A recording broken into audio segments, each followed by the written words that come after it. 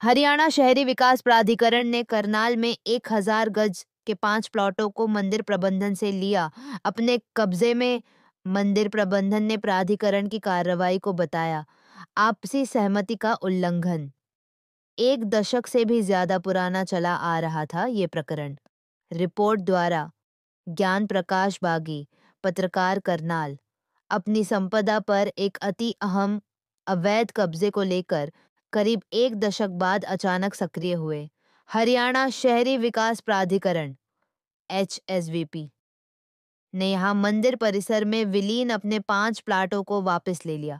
अधिकृत जानकारी के मुताबिक प्राधिकरण दस्ते द्वारा यह कार्रवाई स्थानीय सेक्टर 5 के अंतर्गत स्थापित श्री राम मंदिर सेवा सदन से संलग्न 1000 गज के परिसरीय क्षेत्र पर की गई। इसके लिए पीले पंजे का इस्तेमाल कर तोड़फोड़ की गई। हालांकि यह कार्रवाई सांकेतिक रूप से अमल में लाई गई। अवैध कब्जा तोड़ने के उपरांत प्राधिकरण कार्यालय की ओर से ये दावा किया गया है कि अब सभी 5 प्लॉट प्राधिकरण के कब्जे में हैं, जो कि 2-200 गज साइज के हैं।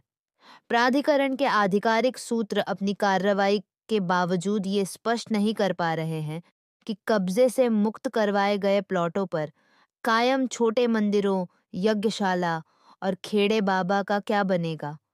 ये यहाँ पहले से मौजूद थे अथवा कब्जे उपरांत निर्मित किए गए। दूसरी ओर मंदिर प्रबंधन समिति के अध्यक्ष रामपाल गर्ग ने ये कबूल किया कि परिसरीय भूखंड प्राधिकरण की संपदा है। उन्होंने बताया कि इस पर कुछ समय पहले आपसी सहमति हो जाने के बावजूद प्राधिकरण ने एकतरफा कार्रवाई करके स्थापित सहमति का उल्लंघन किया है। इस सहमति के तहत मंदिर प्रबंधन ने 2 प्लॉटों को छोड़ बाकी प्लॉटों का कब्जा लौटाने की हामी भरी थी। इसके साथ ही मंदिर प्रबंधन 2 प्लॉटों की कीमत भी एज पर पॉलिसी अदा करने को तैयार था।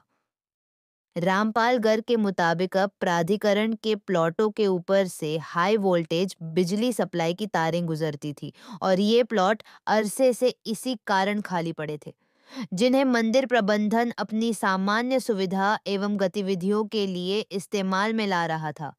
लेकिन मंदिर प्रबंधन की यहाँ अवैध कब्जे जैसी कोई बदनीयत कभी नहीं रही। प्रबंधन शुरू से ही इस मसले के सौहार्दपूर्ण समाधान के पक्ष में रहा है।